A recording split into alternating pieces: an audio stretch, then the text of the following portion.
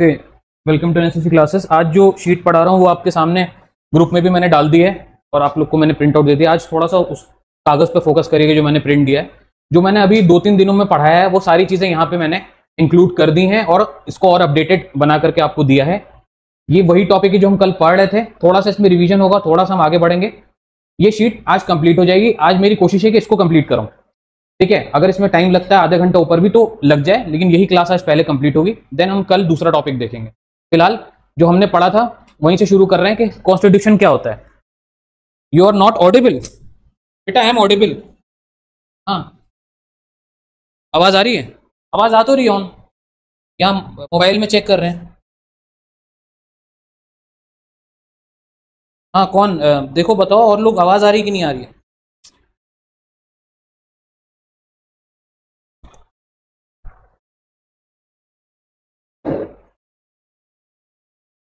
बताओ यार कोई। ओके, तो कॉन्स्टिट्यूशन क्या होता है हम लोग बहुत दिनों से पढ़ रहे हैं, एक बार सिर्फ पढ़ते हैं और आगे बढ़ते हैं। Yes you are now a constitution is the supreme law of country.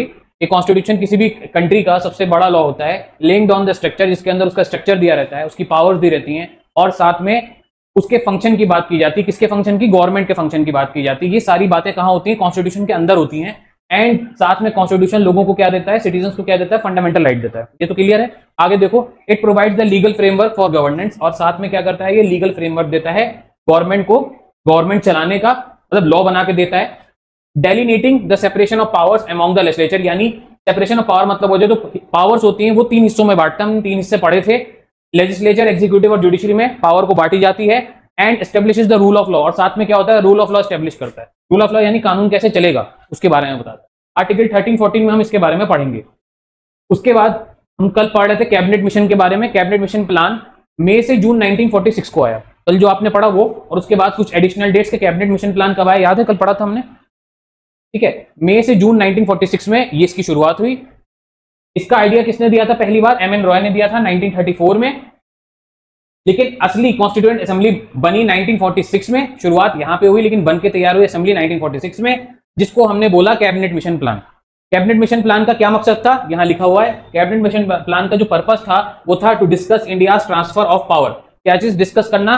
कि इंडिया कैसे अपनी ट्रांसफर करेगा पावर, यानी कैसे इंडिया को ब्रिटिशर छोड़ के जाएंगे और इंडिया अपने आप को कैसे संभालेगा, आजाद कैसे होगा, ठीक है। And frame a federal constitution, और साथ में दूसरा काम क्या था? कॉन्स्टिट्यूशन बनाना, और जिसको कांग्रेस ने एंड मुस्लिम लीग ने बाद में एक्सेप्ट भी कर लिया था। ये हमने कल भी पढ़ा था, ठीक है।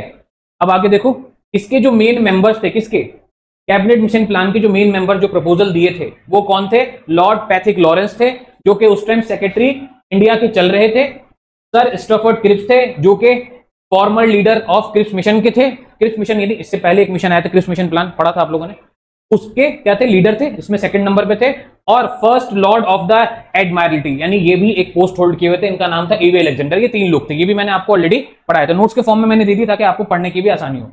उसके बाद मेन प्रपोजल क्या मिला था इस इवेंट में, यानी कैबिनेट मिशन प्लान ने क्या क्या प्रपोजल हमारे सामने रखे थे, ठीक है। ये था पहला प्रपोजल जो इंडिया और हम इनके बीच में और हमारे बीच में हुआ, वो क्या हुआ? यूनियन ऑफ इंडिया, कि इंडिया एक अकेला ग्रुप ऑफ स्टेट को मिला के, देखो जहां ग्रुप ऑफ स्टेट होती है हम यूनियन बोलते हैं, यूनियन ऑफ इंडिया यानी हमारा इंडिया पूरा हमारा होगा, ठीक है। A federal structure with a weak centre and strong provision, और हमें ऐसा इंडिया चाहिए जहां पे सेंटर की ताकत कम हो, लेकिन हमारे जो प्रोविंसेस हैं यानी स्टेट जो है वो ज्यादा पावरफुल हो, यानी सेंटर जो गवर्नमेंट है वो कमजोर रहे और स्टेट गवर्नमेंट क्या हो, सारी अपनी अपनी पावर रखती हूँ। ये जो सेम मॉडल है ये यूएस का है। यूएस में क्या है? उसके जो स्टेट या उस तरह की छोटी मोटी जगह हैं वो ज्यादा पावरफुल है, ठीक है, और जो सेंटर है वो कम पावरफुल है, क्योंकि सेंटर जो है वो स्टेट के अंदर इंटरफेयर नहीं करता है। स्टेट अपने मैटर खुद देखती है यूएस में, और सेंटर अपने मैटर खुद देखता है, वो गवर्नमेंट एक दूसरे के बीच में इंटरफेयर नहीं करती है। इंडिया वालों ने भी ऐसा ही मांगा था, ठीक है, लेकिन ये चीज बनी नहीं। बात ग्रुपिंग्स पे आओ। Province divided into 3 groups. उस टाइम पे इंडिया को डिवाइड करने से पहले 1946 में ये देखा गया कि इंडिया को किन 3 हिस्सों में या किन 3 बेसिस पे बांटा जा सकता है। तो एक थी हिंदू मेजोरिटी, इंडिया में जो पाई जा रही थी उस टाइम हिंदू मेजोरिटी थी, जिसको मैंने कल लिखवाया था जनरल मेजोरिटी, ठीक है। एक मुस्लिम मेजोरिटी थी, और एक मुस्लिम मेजोरिटी, और तीसरी Muslim majority in north west and Muslim majority in north east, यानी मुस्लिमों की ही 2 मेजोरिटी थी, इस तरीके से बांटा था। बाद में मैंने आपको तीसरा वाला लिखवाया था कि इसको और फर्दर डिवाइड करके क्या किया गया था? हिंदू तो नहीं, तो उसमें सिख थे, मुस्लिम थे एंड जनरल, इसको कर दिया गया था। एक्चुअल में ये ऑफर था, ये ऑफर माना नहीं गया था, जो ऑफर माना गया था मैंने आपको बताया था कल, ठीक है। उसके बाद constituent assembly elected by provincial assemblies to draft the new constitution. Constituent assembly के जो मेंबर्स थे उनका इलेक्शन हुआ था, जिसको प्रोविंशियल असेंबली ने इलेक्ट किया था, यानी जो ब्रिटिश और इंडिया की मिक्स वाली उस टाइम की असेंबली थी, उन लोगों ने इलेक्शन में पार्टिसिपेट किया था और एक नई असेंबली बनाई थी जिसका नाम पड़ा था कॉन्स्टिट्यूएंट असेंबली, जिसका काम क्या था, नया कॉन्स्टिट्यूशन बनाने का, ठीक है। इंटरिम गवर्नमेंट के बारे में बात की गई। Interim government form immediately with representation of major parties. Interim government फौरन के फौरन बनाई गई। इंटरिम मतलब होता है टेम्परेरी गवर्नमेंट। आप जो चीज मैं नहीं बताऊं उसे लिख लो। इंटरिम पता है आप लोगों को, मैंने अभी वोकैबुलरी में भी पढ़ाया था अगर याद हो तो आपको। इंटरिम मतलब होता है टेम्परेरी, ठीक है। इंटरिम मतलब होता है जो परमानेंट ना हो। तो interim government form immediately with representation of major parties. तो उस टाइम 1946 में इंडिया की अपनी गवर्नमेंट तो थी नहीं, तो जो नई गवर्नमेंट बनाएगी उसे हम क्या बोलते हैं, टेम्परेरी गवर्नमेंट। एक्चुअल गवर्नमेंट तो 1951 के इलेक्शन के बाद आएगी, उससे पहले जितनी भी गवर्नमेंट थी वो क्या थी, इंटरिम गवर्नमेंट थी, ठीक है। तो इसको बनाया गया, एक गवर्नमेंट फॉर्म की गई और इस गवर्नमेंट का मेन काम क्या था, कॉन्स्टिट्यूशन में बनाने में मदद करना और बाकी इवेंट्स को भी कंडक्ट कराना। इवेंट्स एंड आउटकम, इस बीच में क्या क्या हुआ। 24 मई 1946 को ये प्लान अनाउंस हुआ, कौन सा, कैबिनेट मिशन प्लान, ठीक है। उसके बाद जून 1946 को कांग्रेस ने एक्सेप्ट कर लिया इस प्लान को, ठीक है, विद रिजर्वेशंस, नो ग्रुपिंग, ये पॉइंट आप छोड़ सकते हो। और मुस्लिम लीग ने कंडीशन रखी थी पाकिस्तान वाली, हमने कल पढ़ा था, मुस्लिम लीग ने भी इसकी कंडीशन को एक्सेप्ट किया था, कब, कि हमें अपना पाकिस्तान दोगे तब, ठीक है। उसके बाद क्या हुआ, led to the formation of constituent assembly elections. और इन सब के होने के बाद क्या हुआ, कॉन्स्टिट्यूएंट असेंबली का इलेक्शन हुआ। इलेक्शन की डेट मैंने आपको कल दिखाई थी उस वाली शीट में, इसको कंपेयर कर लेना। उसके बाद कॉन्स्टिट्यूएंट असेंबली ऑफ इंडिया, इसमें क्या क्या हुआ। अब हमने ऊपर पढ़ लिया, क्या, कौन सा टॉपिक पढ़ा इसके ऊपर अभी रिवाइज जो किया हमने जल्दी से, कैबिनेट मिशन प्लान, और उसके आगे क्या हुआ। अब उसके बाद क्या हुआ, कॉन्स्टिट्यूएंट असेंबली आती है हमारी, तो उसमें पहला पॉइंट है फॉर्मेशन एंड अर्ली इवेंट्स, क्या क्या थे इसके अंदर, मतलब तो फॉर्मेशन कैसे हुआ, उसमें क्या क्या इवेंट्स का रोल था, ठीक है। अब आइए यहां से इनिशिएशन, पहला पॉइंट इनिशिएशन मतलब laid down in cabinet mission plan. इसकी जो शुरुआत हुई वो कहां से हुई, कैबिनेट मिशन प्लान से हुई, मई 1946 में। किसकी, कॉन्स्टिट्यूएंट असेंबली की शुरुआत वहीं से हुई। पहली मीटिंग होती है 9 दिसंबर को 1946 में। मैंने कल ये 3 डेट लिखाई थी आपको, 9, 11 और 13 दिसंबर, ठीक है, वही डेट्स हैं ये कहां होती है, हेल्ड इन कॉन्स्टिट्यूशनल हॉल। जो कॉन्स्टिट्यूशन का एक हॉल था, नाउ सेंट्रल हॉल कहलाता है इंडिया के अंदर, उसको सेंट्रल हॉल बोला जाता है। ये कहां पर है, पार्लियामेंट हाउस में ही है, ठीक है। इसका पुराना नाम क्या है, यह है कॉन्स्टिट्यूशन हॉल, और नया नाम क्या है इसका, सेंट्रल हॉल है, पार्लियामेंट में, ये न्यू दिल्ली में। Sir George Lawns, chairman of drafting committee, ये उस टाइम चेयरमैन बने ड्राफ्टिंग कमिटी के, जिन्होंने इनॉग्रेशन किया किसका, 9 तारीख को, किसका, कॉन्स्टिट्यूएंट असेंबली का, इस प्लान के तहत, ठीक है, इनॉग्रेशन किया। और क्या, एक नया स्पीकर चुनने के लिए प्रस्ताव रखा, यानी इलेक्शन का प्रोसीजर आगे बढ़ाया। इलेक्टोरल बेसिस, किस तरीके से इलेक्शन हो रहा था, members elected by provincial assemblies, member जो इसके इलेक्ट हो रहे थे वो किस चीज से हो रहे थे, प्रोविंशियल असेंबली से, जो हमने अभी ऊपर पढ़ा, बाय सिंगल ट्रांसफरेबल वोट। अब ये क्या चीज होती है, मैं अभी आपको एक्सप्लेन करता हूं, जब एक्सप्लेन करूं तो कुछ पॉइंट्स लिख लीजिएगा। Princely state nominated representatives by Raj Pramukh, और प्रिंसली स्टेट ने अपने जो दावेदार थे इलेक्शन में उतारने के लिए, उनको किसके थ्रू उनका नाम भेजा, अपने राज प्रमुख से। राजा के जो खास होते थे उन्हें राज प्रमुख बोला जाता था। तो नॉट एन इंपॉर्टेंट पॉइंट। कौन सी 2 इलेक्शन की मेन पार्टीज या मेन ग्रुप थे जो इसमें उतरे थे, एक था आपका प्रोविंशियल असेंबली और दूसरा था आपका प्रिंसली स्टेट, ठीक है। ये 2 नाम आप यहां पे याद रखें। ऑनलाइन यहां तक क्लियर है, ओके। अब मैं कह रहा था कि सिंगल ट्रांसफरेबल वोट क्या होता है। आप पॉलिटिकल साइंस में, और आप भी पॉलिटिकल साइंस की थी ना पीछे, बेटा पॉलिटिकल साइंस थी ना आपकी, नहीं थी, आपकी तो थी ना, क्लास 11th में पॉलिटिकल साइंस एनसीईआरटी में सिंगल ट्रांसफरेबल वोट दिया हुआ है। और एक और दे रखा है first past the post system. तो हिंदी मीडियम में, मतलब अच्छा, तो हिंदी मीडियम में तो मैं क्या बोलूं फिर आपको, चलिए, लेकिन पढ़ा जरूर होगा, मैं जब बताऊंगा तो आपको पता चल जाएगा। ऑनलाइन कोई जानता है तो जल्दी से कमेंट करे, नहीं तो मैं बताऊं फिर। 1 मिनट का टाइम है। ऑनलाइन कोई अगर जानता है सिंगल ट्रांसफरेबल वोट क्या होता है तो प्लीज कमेंट करिए। नाम से क्या समझ में आ रहा है, सिंगल मतलब, ट्रांसफरेबल मतलब ट्रांसफर करना, और क्या चीज ट्रांसफर हो रही है, वोट। तो इलेक्शन प्रोसेस कैसे होता था यहाँ पे, उसी के बारे में डिस्कशन है। 1 सेकंड, किसी का जवाब आया। फर्स्ट पास द पोस्ट, बिल्कुल ठीक है, वो अलग चीज है बेटा, फर्स्ट पास द पोस्ट अलग चीज है। देखो 2-3 तरीके से इलेक्शन के प्रोसेस होते हैं, ठीक है। एक तो होता है ये जो आपके सामने लिखा हुआ, एक होता है first past the post system, ठीक है, और एक नॉर्मल जनरल इलेक्शन जो आप लोग देखते हो, वोटिंग होती है डायरेक्ट बैलेट पेपर में, ठीक है। ये क्या होता है, और first past the post system. तो पहले मैं first past the post system ही बता दे रहा हूँ, एक minute. Candidate does not need majority but more than the other candidate. चलो अतूफा ने ये बता दिया, first past the post system बता दिया अतूफा ने। एक कैंडिडेट को जब मेजॉरिटी नहीं मिली होती है, ठीक है, देखो कई सारे कैंडिडेट खड़े हैं इलेक्शन में, ठीक है, और जब मान लो कि एक पार्टी है जिसमें मान लो 10 वोट हैं, यानी कोई अगर 10 का आधा कितना हो, नॉर्मली आधे वोट जो ले आता है वो पार्टी सिक्योर हो जाती है, यही होता है प्रोसेस। अब मान लो कि 10 सीटें, 10 में से कोई 5 या 6 सीटें ले आया, यानी कि वो क्वालिफाई कर गया, ठीक है।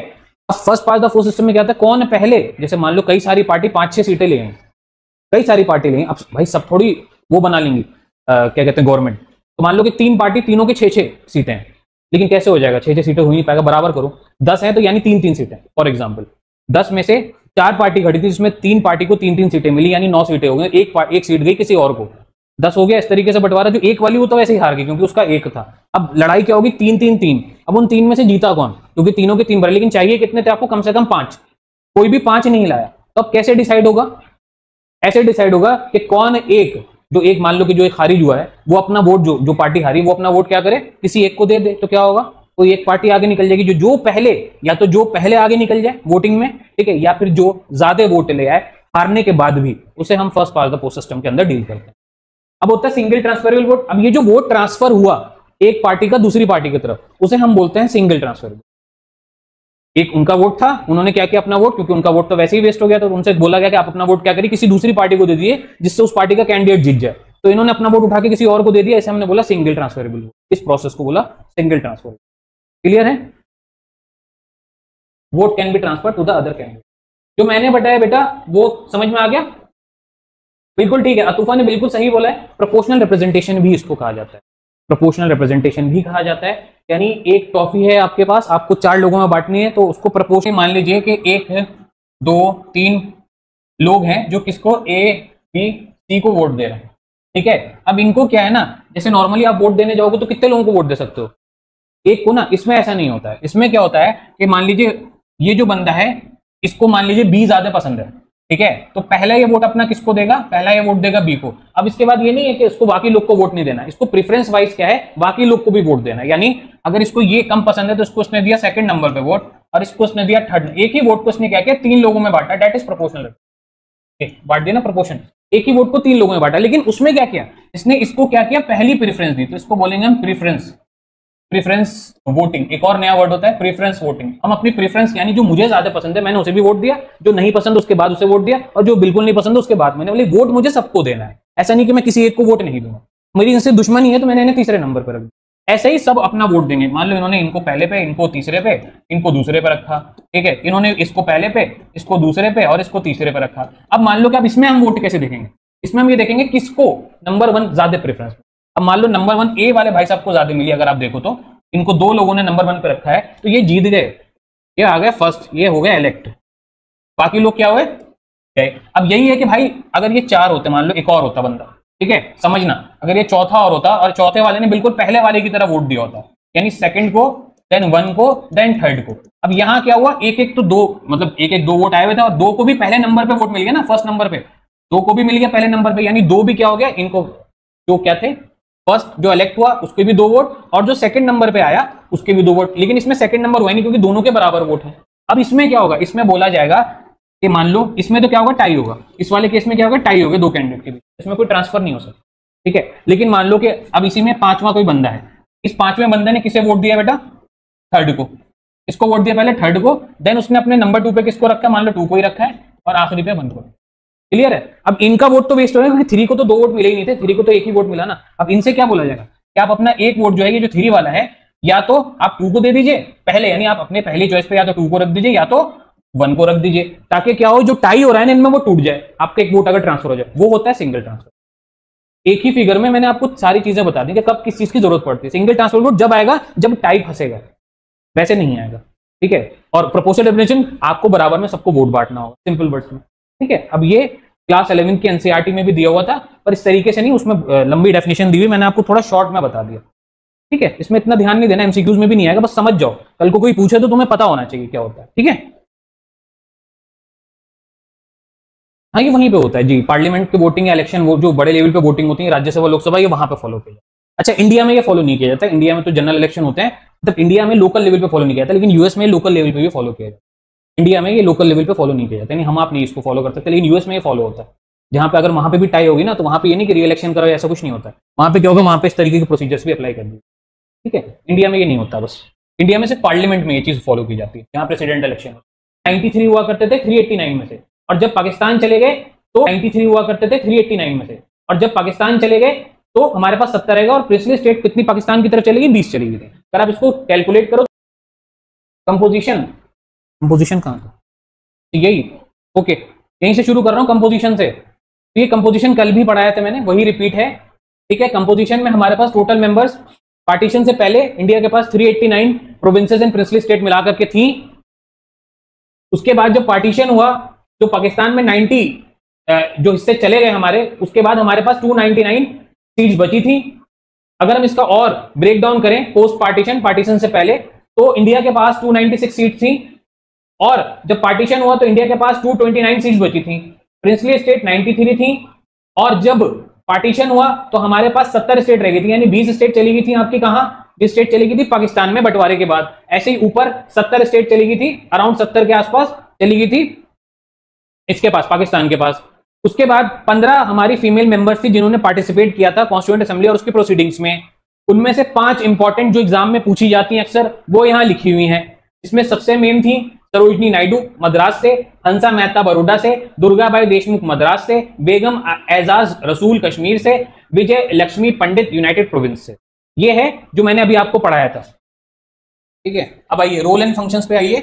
Drafted and adopted the constitution.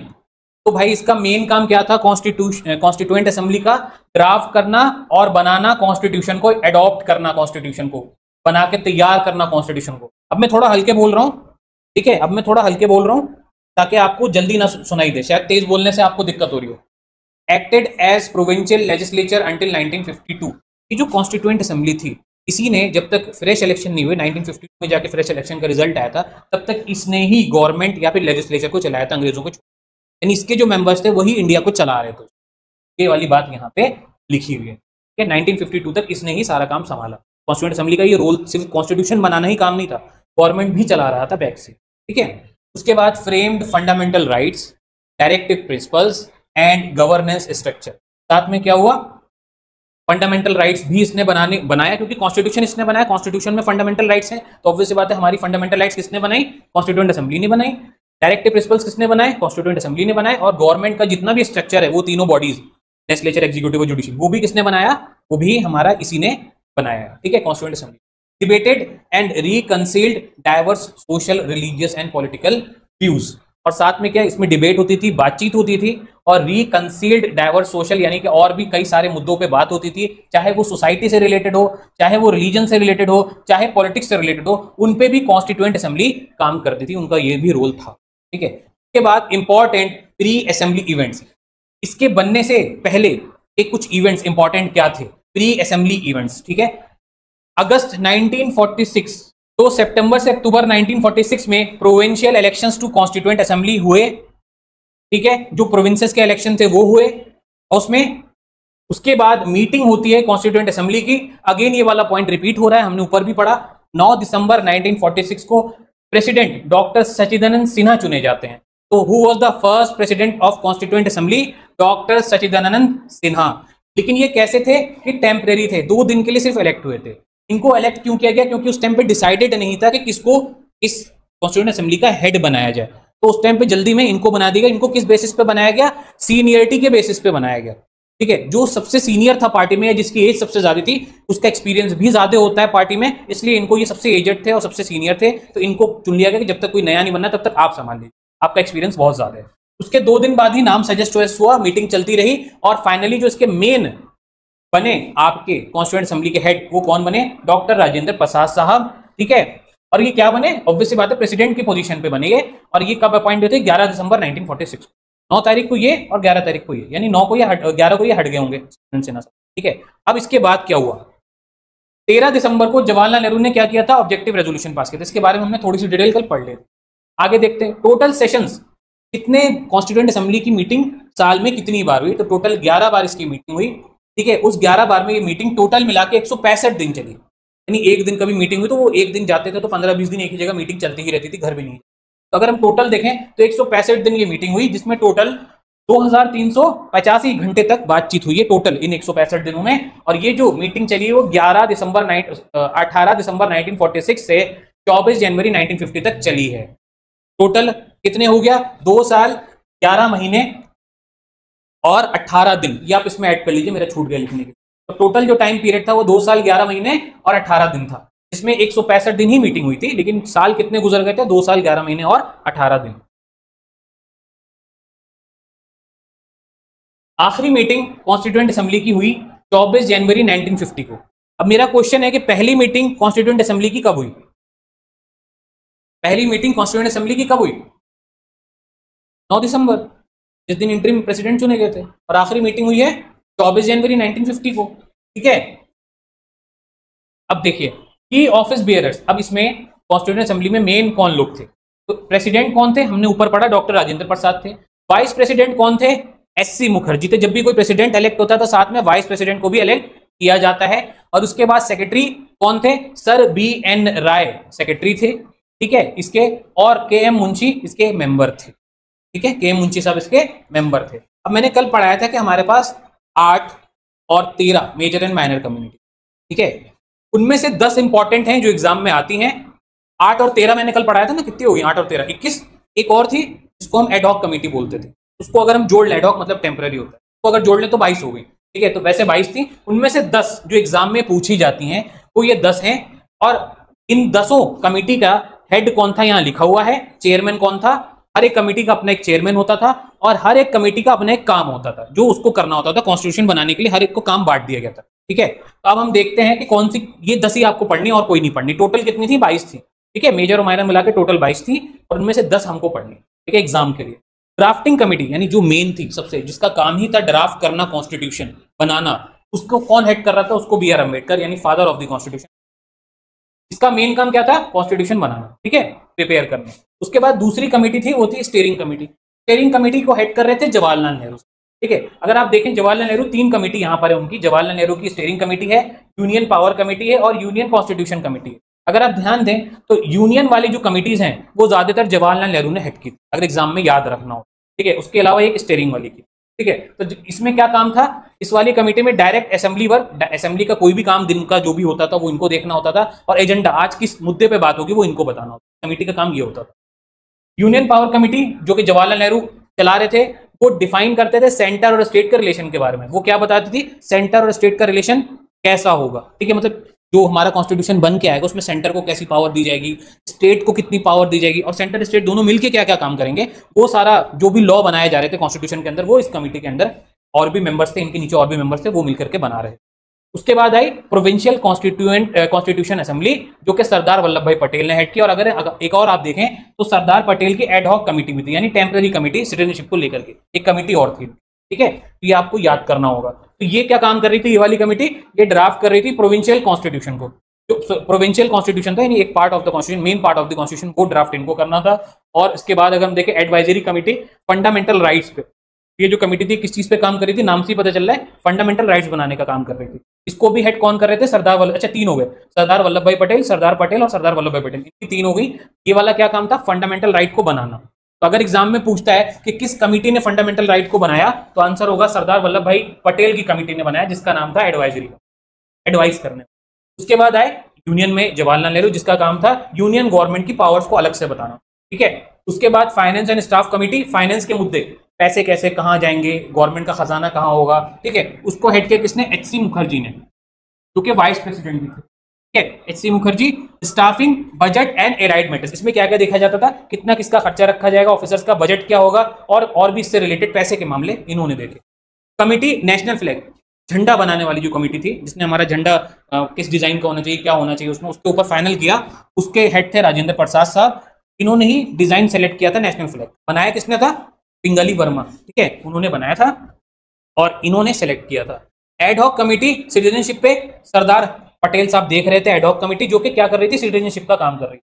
ठीक है, तो अगर आप देखो सिटीजनशिप का मुद्दा हो, फंडामेंटल राइट का मुद्दा हो, या कॉन्स्टिट्यूशन के मेन पार्ट बनाने का मुद्दा, यानी कॉन्स्टिट्यूशन के अंदर जो चैप्टर्स बना रहे थे मेनली, वो कौन बना रहे थे? सरदार वल्लभ भाई पटेल, जो कि लोगों से रिलेटेड थे। सिटीजन, फंडामेंटल राइट भी लोगों से रिलेटेड था। इस तरीके के चैप्टर किसको दिए गए थे? वल्लभ भाई पटेल को।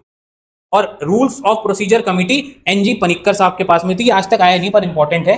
असेंबलीज वर्किंग रूल, ये जो असेंबली है कौन से कानून पे वर्क कर रही है, ये खुद कैसे चल रही है उसकी देख रहे, या उससे कानून फॉलो करवाना, उस कानून के अंतर्गत सारा काम होना चाहिए, वो हेड कर रहे थे, यानी क्लास मॉनिटर की तरह काम कर रहे थे। कौन?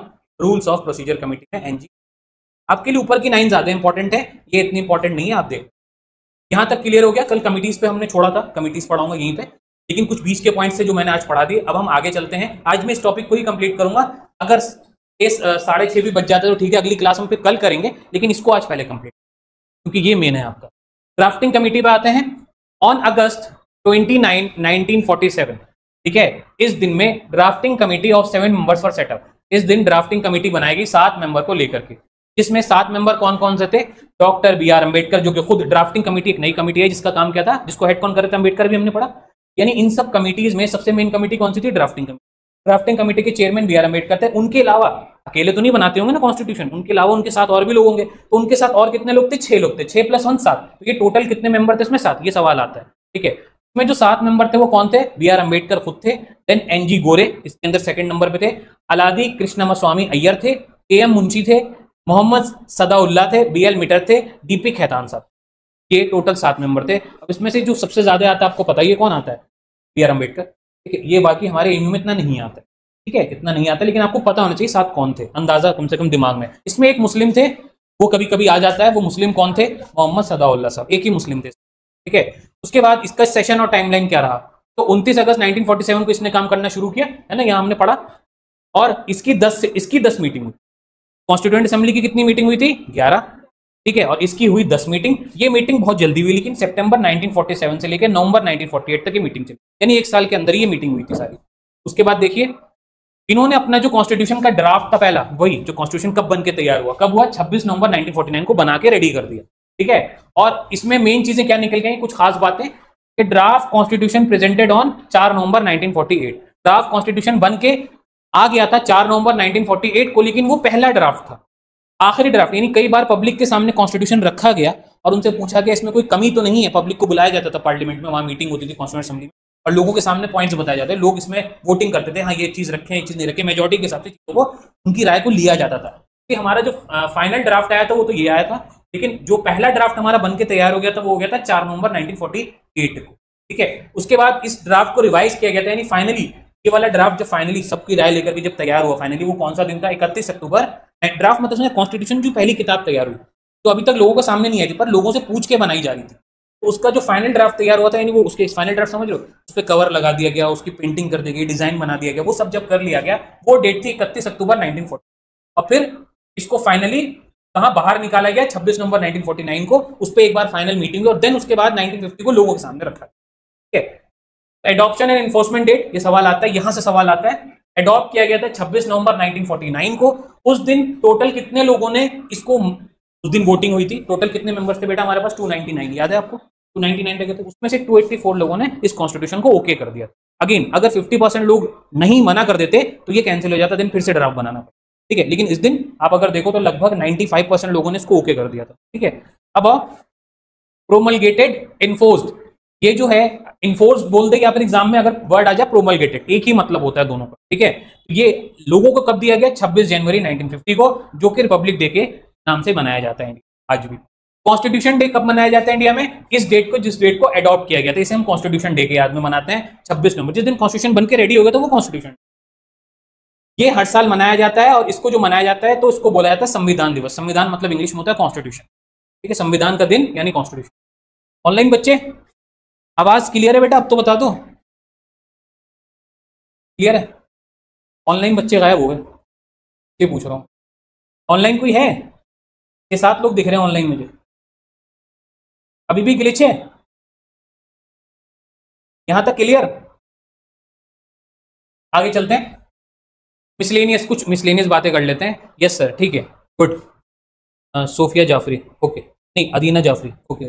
चलिए मिसलेनियस डिटेल्स में, ये कौन था कैलीग्राफर, किसने लिखा था, ठीक है, कॉन्स्टिट्यूशन को लिखा हैंड राइटिंग में।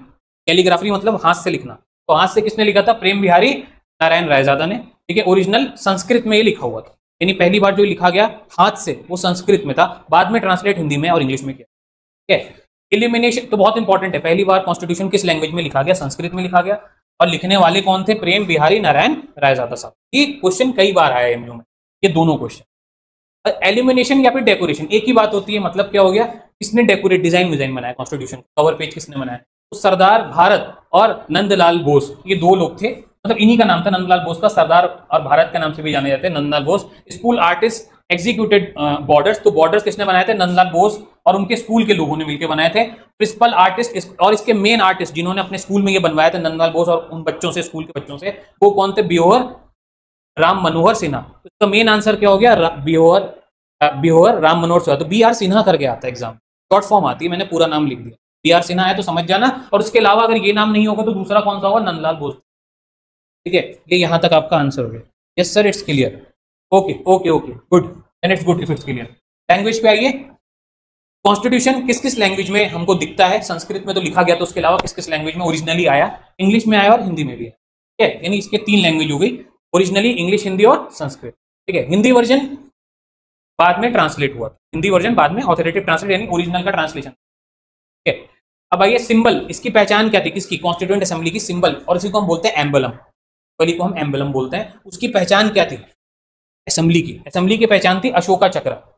ठीक है, अशोका चक्र वो झंडे में भी लगा होता है। ठीक है, 24 उसमें स्पोक्स होते हैं। फ्लैग बाई व्हीट ईयर्स, और साथ में क्या? व्हीट, क्या वो गेहूं देखा है आपने उसका? तो वो उसमें लगे हुए थे। ऑन ऑफिशियल लेटर हेड, जो उसका जो लेटर जो छापा गया था कॉन्स्टिट्यूएंट असेंबली का, तो ऑफिशियल लेटर होता है ना, जैसे मैं भी अपनी कोचिंग से कोई लेटर आपको इशू करूँ या सर्टिफिकेट इशू करूँ तो मेरी मोहर लगी हुई, मेरा नोट्स में मोहर लगी हुई पीछे। इसी तरीके से इनका जो ऑफिशियल लेटर था उसमें इनकी मोहर लगी, जिस मोहर का डिजाइन क्या था?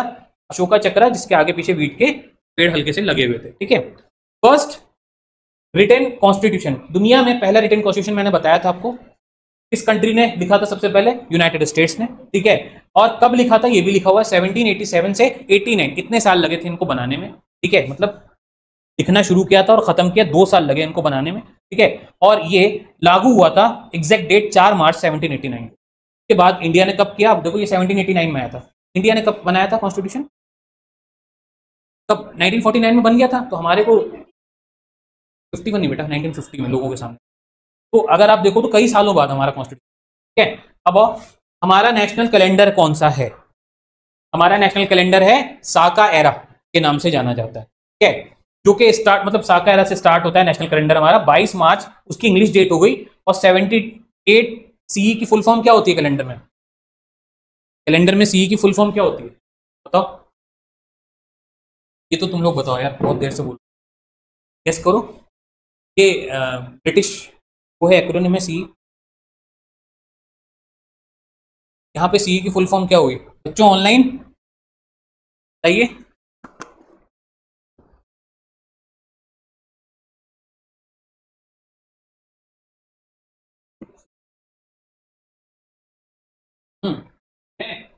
सी की फुल फॉर्म बता दे।